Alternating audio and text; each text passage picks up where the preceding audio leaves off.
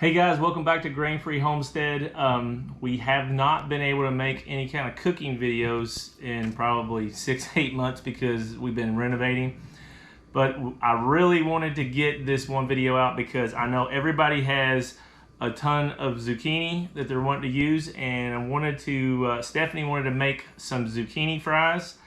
I like to use my French fry cutter all the time and figured this would be a great opportunity to use it. So we're going to show you real quick how we make zucchini fries, and Stephanie's grain free, so we are going to make these without any regular flour.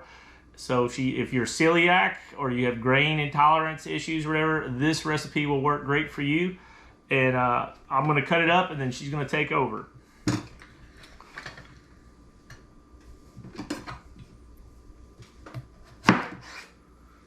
She already cut the ends off.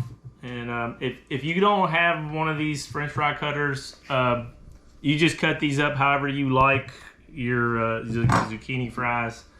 We are also going to be using an air fryer.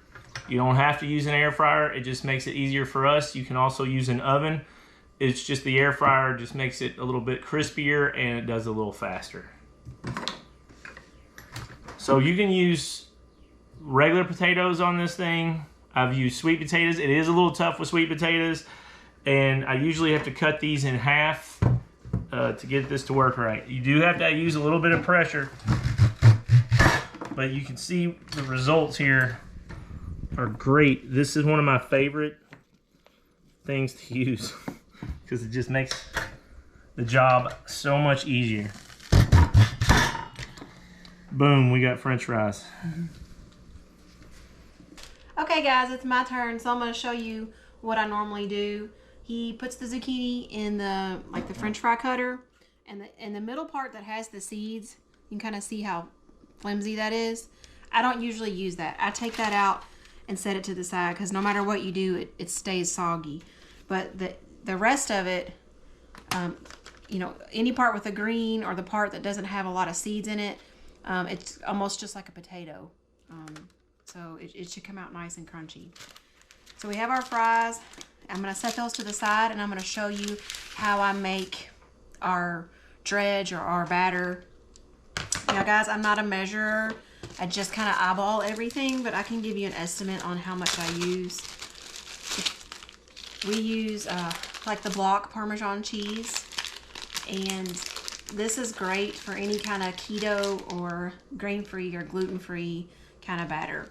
So I'm just gonna shred up. I'm gonna say it's at least 1.5 cups of the Parmesan cheese. Depending on how much you're making, up to 2 cups. You want quite a bit of cheese. It's probably gonna take almost the rest of this. And if you have a food processor or something like that, that would work great. I'm sure anything to get this done quicker. But most of our stuff like that is packed away right now. So I'm just using what I've got. And this works just fine. It just takes a little bit of elbow grease to get it done. So I've got my Parmesan cheese. That's about 2 cups. Like I said, I'm not a good measurer, guys. I just do what looks good. So that's my shredded Parmesan. My next ingredient is almond flour. This is the Costco brand. It's what I like to use just because it's convenient, honestly, and it's a pretty good price. There's all kinds of brands of almond flour. Just use what you like. I'm gonna do, let's see, this makes a cup. Let's see, I'm gonna eyeball it like I said. I'm gonna do 1 cup and 1/3, 1 cup and 2/3 of almond flour. I'm sure you could go all the way up to 2 cups. So 2 cups of shredded cheese, 2 cups of almond flour. Just depends on how much you're making. I'm gonna start with 1 2/3 cup though. All right, the next is just to season it up. I will say there is one ingredient that I like to put in here that I don't have, and I didn't feel like running out and getting any, and that's crushed up pork rinds. So if you just crush up pork rinds super finely, add about 1 cup to 1.5 cups to this mixture, it just makes them nice and crispy and light. I don't have it, so we're just going to use what we have. But I promise you, if you add that to this mixture, it'll make the batter just crispier. Okay, the next thing I'm going to use is pepper, ground black pepper. I'll take the lid off here. I don't feel like shaking it that much. About a tablespoon, not quite a tablespoon, probably 2 teaspoons of black pepper. I got salt. I am going to measure that because I don't want to overdo it on the salt because the cheese is salty. About a teaspoon of salt. This is kind of one of the things that I've just learned over the years that I like in this, and that's Montreal chicken seasoning. So I add a couple of tablespoons of that. Oh, hang on, I forgot. It's a new package.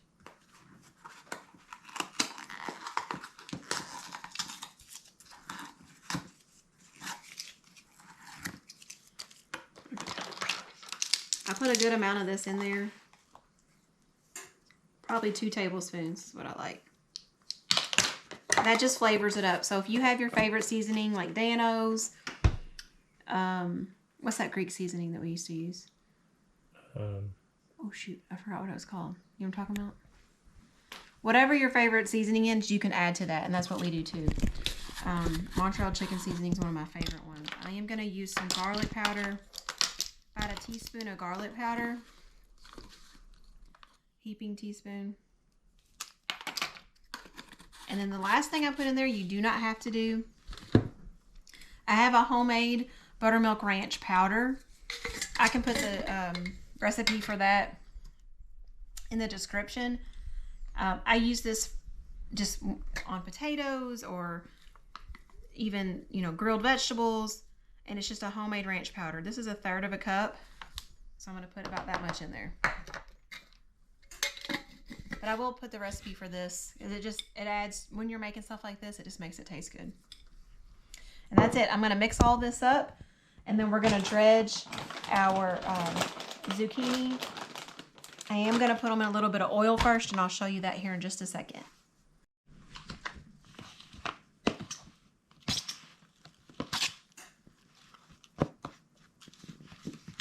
So I just added my zucchini fries to a baggie here. I am going to add a little bit of oil. I have avocado oil.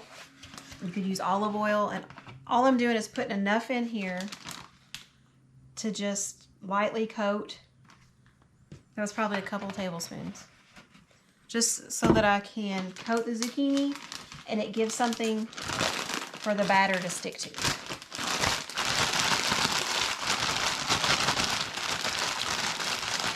I have tried the shake and bake method on this and it doesn't work. It just gets all clumpy.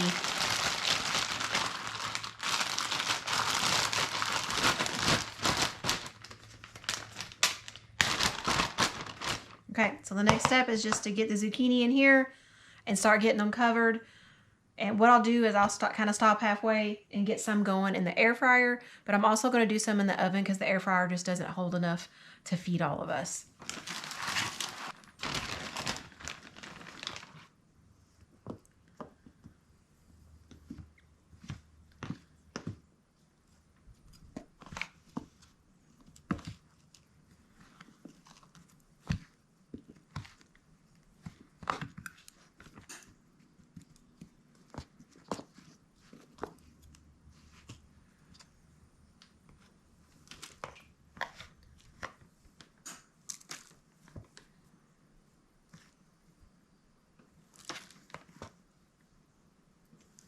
I'll get the ones in the oven going first because they take longer, and the last batch will be for the air fryer. All right, so I've got these dredge, if you can see that, and I kind of space them out on the cookie sheet. And when I'm done, I do take a little bit of the extra and I kind of sprinkle it on top just to give it some extra cheese and flavoring and stuff like that. So I'm gonna put these in the oven. I cook them on 375. I cook them till they're crispy and brown on top, which usually takes roughly 15 minutes or so. And you do want to eat them right away. Letting them sit doesn't help them like get crispy or anything like that. It actually, they'll start to get soggy. So they're kind of like the last thing that you want to make, and be pulling that out of the oven when everything's ready to go.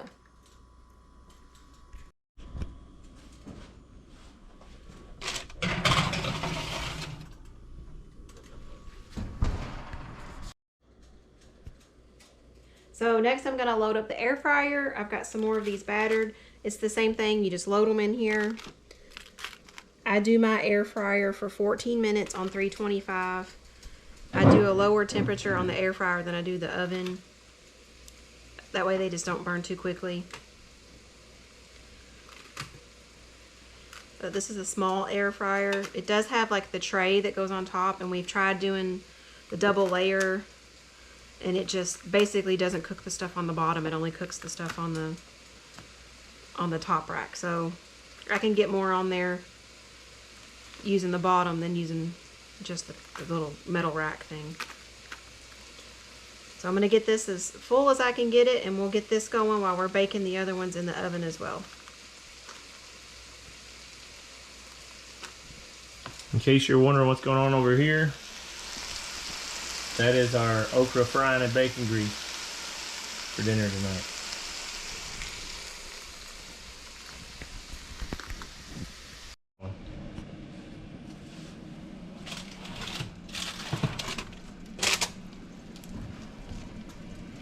Those look good. Here's the air fryer ones.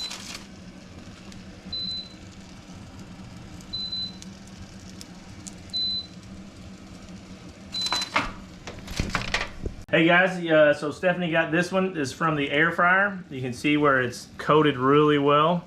It's a little bit wiggly, but it's really good. That is it the Parmesan cheese? Really makes these really good. I could eat this all day. 2 thumbs up. Definitely. That was the air fryer. Yeah. They're a little bit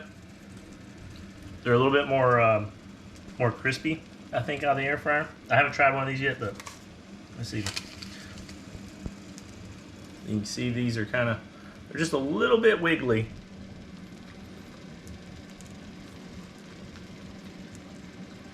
Still just as good, but just not as crisp. So the air fryer ones are a little bit better, but if you have just do an oven, you won't be disappointed either way. We've been doing it a long time on the oven. Yeah, excellent. I'll just go ahead and keep eating these until dinner's done. We're gonna have okra, and we got some chicken we just got done. So we got this great meal ready to eat dinner. Hope this gives you all some ideas on how you can use zucchini. I know there's everybody says zucchini bread. There are a whole lot of other ways that you can use zucchini, and we use noodles and like pasta. They're great for some kind of replacement. So if you're grain free, we actually have another video on freeze drying zucchini. And what else? Do we have a video on anything else on zucchini? I don't think so. I think that so freeze drying zucchini if you want to preserve zucchini for like a longer period of time, and how we use it in like lasagna and spaghetti and stuff like that. So guys, you all have a wonderful week. Hope you all enjoy the video. Thank you for watching. If you haven't yet, you can subscribe to or hit that bell, and you'll get notifications whenever we have a video come up. God bless you guys. Have a great week, and thanks for watching.